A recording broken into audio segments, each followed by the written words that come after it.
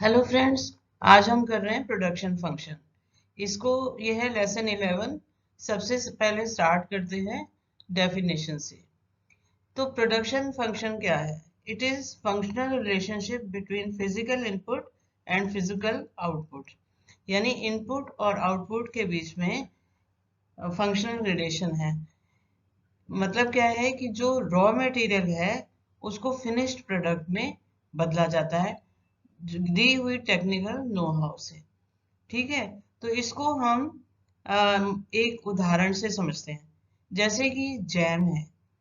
अब जो हमें फिनिश प्रोडक्ट जैम मिला है उसका रॉ मटेरियल क्या था? फ्रूट्स। तो फ्रूट्स को हमने टेक्निकल नो हाउ से कन्वर्ट करके जैम में बदल दिया। तो जो इनपुट था वो फ्रूट्स थे और जो आउटपुट है वो फिनिश प्रोडक्ट है जो हमें जैम के रूप में मिला है। अब इसको हम आगे बढ़ाते हैं। मान लीजिए कि कोई व्यक्ति कोई काम शुरू करना चाहता है, मान लो जैम की ही फैक्ट्री खोलना चाहता है। तो उसको क्या चाहिए? वो कोई फैक्ट्री लगाएगा, फिर उसे वो मशीनें लगाएगा और उसके बाद वो लेबर लगाएगा। और जब वो लेबर लगाएगा तब प्रोडक्शन जो है वो शुरू हो जाएगा। तो ये देखिए यहाँ पर वो एक्स है, आउटपुट ऑफ एक्स। और किससे हो? फंक्शन ऑफ एल एंड के, लेबर एंड कैपिटल। कैपिटल क्या है? मशीनें। और अगर उसने प्लांट लगाया है तो प्लांट और मशीनरी दोनों। तो उनसे मिला के वो क्या करेगा कि वो उत्पादन करेगा। तो उत्पादन के साधन वैसे लैंड, लेबर, कैपिटल, मशीनरी। और इसमें प्लांट भी आ जाएंगे कि उसने यहाँ पर उसने प्लांट लगाया है। और एंटरप्रेन्योर तो है ही जो उत्पादन करेगा। तो इसमें दो हम करते हैं कि टेक्निकल नो हाउ चेंज नहीं होती और all factors are equally efficient. सभी एक समान रूप से सक्षम है। तो ये क्या करेगा? इसने अब फैक्ट्री लगाई है, ये मशीनें और प्लांट फिक्स हैं और लेबर को आगे बढ़ा के वो उत्पादन को बढ़ाएगा। अब है फैक्टर्स ऑफ प्रोडक्शन। तो इसमें दो आ रहे हैं, फिक्स्ड फैक्टर्स है और ये है प्लांट एंड मशीनरी। और ये फैक्टर शॉर्ट टर्म में, शॉर्ट रन में फिक्स रहते हैं।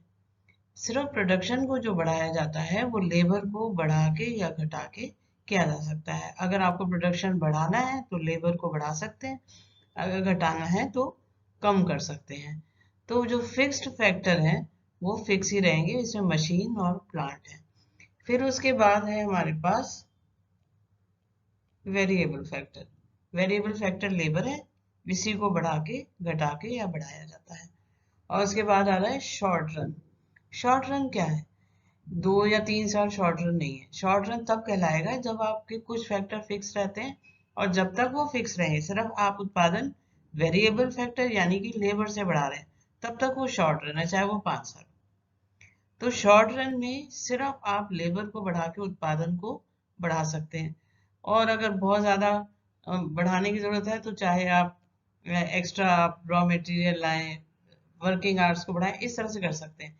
लेकिन जो शॉर्ट पीरियड में मशीन और प्लांट जो है वो उतनी ही रहेंगी, उनमें कोई चेंज नहीं आएगा। अब है लॉन्ग पीरियड। लॉन्ग पीरियड में सारे फैक्टर्स को जब हम इकट्ठा बढ़ा लेते हैं, सारे ही वेरिएबल हो जाते हैं, तो वो लॉन्ग पीरियड कहलाता है। इसमें भी कोई सालों से नहीं है, 5 है 10 साल नहीं। जब सारे उत्पादन के साधन चाहे वेरिएबल हो चाहे कांस्टेंट हो, सबको एक ही प्रोपोर्शन में बढ़ा लेंगे तो वो लॉन्ग पीरियड कहलाएगा। जैसे पहले अगर एक मशीन थी, एक प्लांट था और 10 मजदूर काम कर रहे थे, अब मजदूर 20 कर लीजिए। आप प्लांट को या तो बढ़ा लीजिए या 2 कर लीजिए और मशीनें 2 कर लीजिए। तो इस तरह से ये लॉन्ग पीरियड कहलाएगा। इसलिए इसको रिटर्न टू स्केल भी कहते हैं, जबकि शॉर्ट पीरियड में उसको कहते हैं रिटर्न टू फैक्टर। और अब हम ले रहे हैं टीपी, एमपी और एपी। टीपी जो है total product, MP marginal product, AP average product. कुल उत्पाद, सीमांत उत्पाद और औसत उत्पाद। अब हमने ये देखा कि हमने उसने फैक्ट्री लगाई थी और उसमें मशीनें लगा ली थी और अब वो लेबर लगा रहा है। लेबर लगा के वो उसने प्रोडक्शन शुरू किया है। तो ये देखिए, एक लेबर जब लगाई तो प्रोडक्शन हुआ ये देखिए, जब एक लेबर लगाई तो प्रोडक्शन, टोटल प्रोडक्शन हुआ 20। जब 2 लगाई तो हो गया 36, 3 लगाई तो 48, 4 लगाई तो 56, 5 लगाई तो 60 एंड 6 भी 60 और फिर 7 56। और आप एमपी हम देखते हैं, एमपी को कैसे निकालना है वो हम देखते हैं। तो एक मजदूर ने 20 उत्पादन किया, 2 ने किया 36, तो 2 का इकट्ठा दे रखा है 36। इसमें से अगर पहले वाले का निकाल देंगे तो हमें दूसरे वाले का पता लग जाएगा कि उसने कितना उत्पादन किया। तो 36 माइनस 20 16 हो गया। तो ये सेकंड वाले ने 16 किया है। और उसके बाद तीसरा लेबर लगाया तो टोटल प्रोडक्शन हो गया 48। तो 48 3 का है और 2 का 36 है। तो 48 में से अगर, यानी 3 में से 2 का निकाल दें तो हमें तीसरे का मिल जाएगा 48 माइनस 36 इज इक्वल टू 12। इसी तरह से जब चौथा आया तो टोटल प्रोडक्शन हो गया 56, और चौथे का कितना है, चौथे 4 का जो टोटल प्रोडक्शन है उसमें से 3 का निकाल दिए तो आपको पता लग जाएगा कि चौथे ने कितना किया। तो ये आ गया 8। फिर जब पांचवा आया तो टोटल हो गया 60, और इसको भी उल्टा माइनस करके हम निकाल लेंगे, उसने किया 4। छठा आया तो भी 60 है, तो एमपी कितना हो गया, 60 माइनस 60 0। और सातवां हो गया तो टोटल उत्पादन घट गया और ये हो गया -4। अब हम करते हैं एपी पे। एपी कैसे निकालना है, एपी जो है टीपी को नंबर ऑफ यूनिट से डिवाइड करना है। तो 1 का करेंगे 20/1 तो 20 हो गया। फिर उसके बाद 36 है, इसको 2 से डिवाइड करेंगे। 48 को है 3 लेबर से लगा के, ऐसे एपी हमें मालूम हो जाएगा। अब हम जब ये सारी टेबल देखते हैं तो हमें पता लगता है कि टोटल प्रोडक्शन बढ़ रहा है, रुक गया, और उसके बाद ये देखिए यहाँ पर भी रुक गया है, ये 60 और 60, और उसके बाद गिर गया। एमपी जो है ये गिर रहा है, 0 आ गया और नेगेटिव हो गया। और यहाँ एपी जो है ये भी गिर रहा है लेकिन नेगेटिव नहीं होता। तो टीपी और एपी कभी नेगेटिव नहीं होते, एमपी नेगेटिव होता है। तो हम ये थोड़ी सी चीजें देखेंगे इसमें। जब टीपी मैक्सिमम है 60 तो एमपी है 0, और जब टीपी गिरेगा तो ये हो जाएगा माइनस में, -4 आ गया। तो ये देखिए, जिसने प्रोडक्शन लगाया तो सही पर प्रोडक्शन नहीं किया, 0, और इधर हो गया ये माइनस। इसका मतलब क्या है कि इन दोनों ने कोई उत्पादन नहीं किया, और अगर इनको हटा भी दिए तो कुल उत्पादन में कोई कमी नहीं होती है।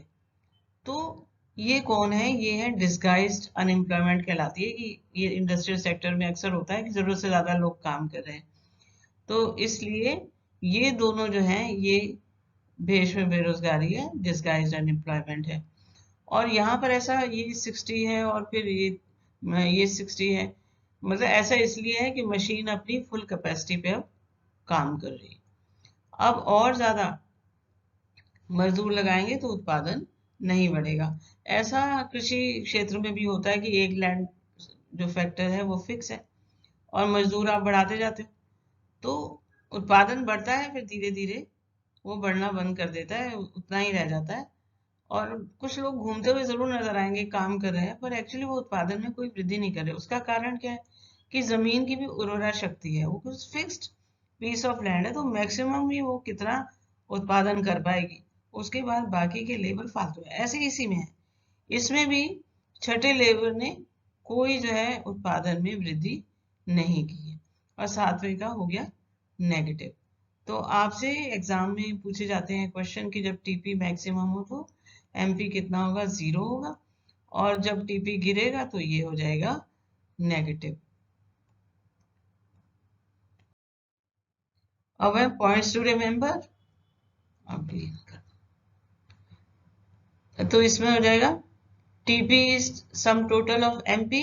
When MP is 0, TP is maximum. TP falls when MP is negative, and TP and MP are never negative. Thank you.